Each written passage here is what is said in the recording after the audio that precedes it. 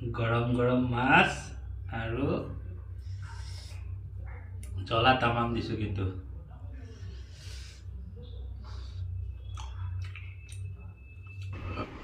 বিলাহী আৰু পকা জলকীয়া ঠিকছে দি ধুনীয়াকৈ বইল কৰি আছোঁ মাছৰ লগত এটা সুন্দৰ চাটনি বনাম। এফালে আছে তেল গৰম হৈ আছে আৰু এফালে আছে তেলাপি মাছ। আজি তেলাপিৰ মাছৰ সৈতে ধুনীয়া জ্বলা চাটনি দি আপোনালোকক এটা ৰেচিপি বনাই দেখাই আছোঁ। আৰু এফালে দিলোঁ তেলত মাছ ঢালি, তেল ধুনীয়াকৈ গৰম হ'ল, মাছো ঢালি দিলোঁ, তেলত ধুনীয়াকৈ মাছ ফ্ৰাই হৈ আছে। তেলাপি মাছ তাতে গোটা গোটা খোৱা মজাই বেলেগ, গতিকে আজি গোটা গোটাকৈ ফ্ৰাই কৰি খাম জুতি লগাই। আৰু চাটনিটোৰ কাৰণে ল'লোঁ আদা, নহৰু আৰু এফালে বইল কৰি লৈছিলোঁ বিলাহী, জলকীয়া আৰু পিঁয়াজ আৰু ধুনীয়াকৈ পেষ্ট কৰি ল'লোঁ। পেষ্ট কৰি লোৱাৰ পিছত চাওক কি ধুনীয়া এটা সুন্দৰ কালাৰ হৈছে। আৰু ইয়াতে বেছি জলকীয়া আছে। মাছ ফ্ৰাই কৰা হৈ গ'ল আৰু পিঁয়াজো লৈছোঁ 6-7টামান, সৰু সৰু কাৰণে আৰু 6-7টামান ল'বলগীয়া হৈ গৈছে, ডাঙৰ হোৱা হয় ইমানখিনি নালাগে। আৰু যিখিনি মাছ ভাজি লৈ সেইখিনি তেলতে চাটনিখিনি বনাই আছোঁ, মই দেখাই আছোঁ।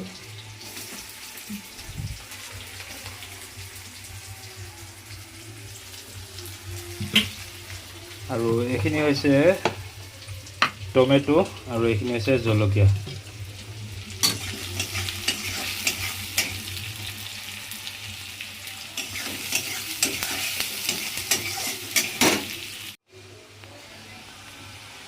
পিঁয়াজ প্ৰায় আধা ভজা হৈ গৈছে আৰু এতিয়া এইখিনি পেষ্ট কৰি ৰাখিছিলোঁ বিলাহী আৰু জলকীয়া, এইখিনি একেলগতে ঢালি দিম।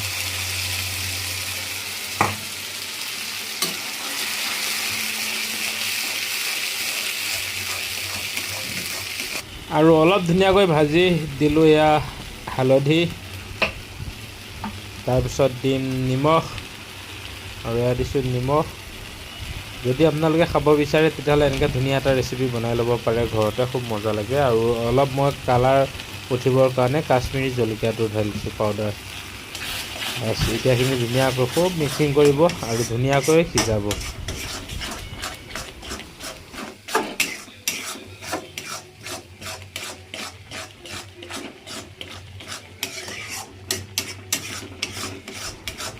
আৰু যাতে খুব এটা ধুনীয়া স্মেল আহে, ভাল সোৱাদ হয়, সেইকাৰণে দিলোঁ অলপ ধনিয়া পাত কাটি আৰু কাটি কুটি ধুনীয়াকৈ মিক্সিং কৰি দিছোঁ। যিখিনি চাটনি বনাইছিলোঁ চাটনিখিনি ৰেডি। এতিয়া আৰু একদম স্পেচিয়েল বনাই আছোঁ, যিটো নেকি ৰেষ্টুৰেণ্টত যেনেকৈ মাছ দিয়ে সেইটো ষ্টাইলত খুব কেহেৰা হ'ব। আৰু সেইকাৰণে স্পেচিয়েল খাবৰ কাৰণে বস্তুটো আনি লৈছোঁ মই।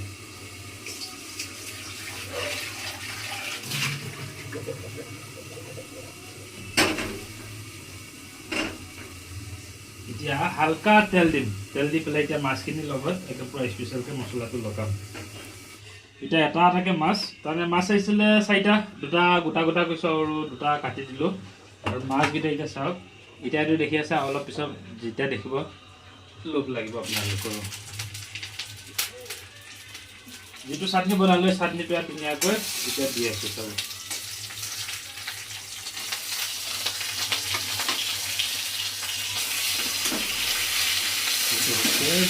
Special style.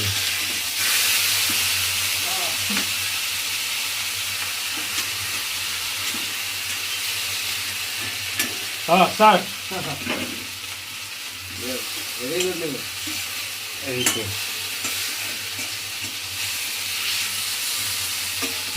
আৰু এইটো ষ্টাইলত আপোনালোকে চাটনি বনাই মাছৰ লগত খাব, খুব ধুনীয়া লাগে। একবাৰ বনাই গৰম গৰম ভাতৰ লগত খাই চাব।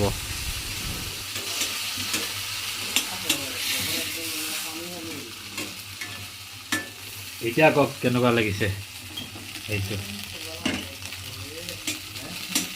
যদি এতিয়া ৰেষ্টুৰেণ্টত যায় এইটো মাছৰ দাম 150 টকা লৈ ল'ব।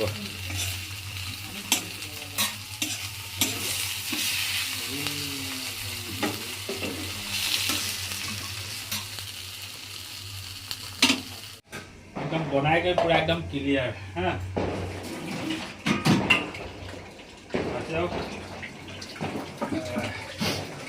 এইটো মাছ আৰু এতিয়া এইটো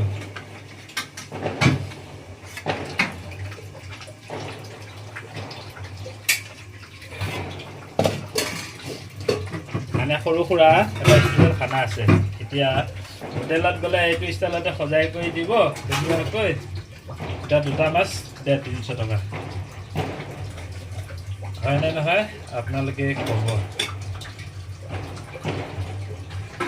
স্পেচিয়েল একদম ফুল জ্বলা চাটনি।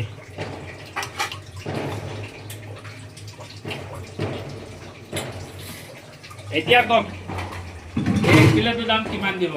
100 টকা, 200 টকা, 300 টকা কিমান দিব একবাৰ জনাব আৰু কেনেকুৱা লাগিলে সেইটো ক'ব এবাৰ।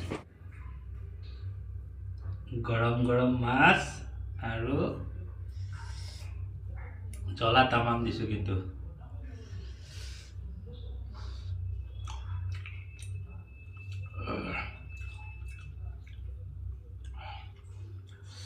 মোৰ মাছ বনোৱা প্ৰচেছ গোটেইটো কেনেকুৱা লাগিলে এবাৰ ক'ব।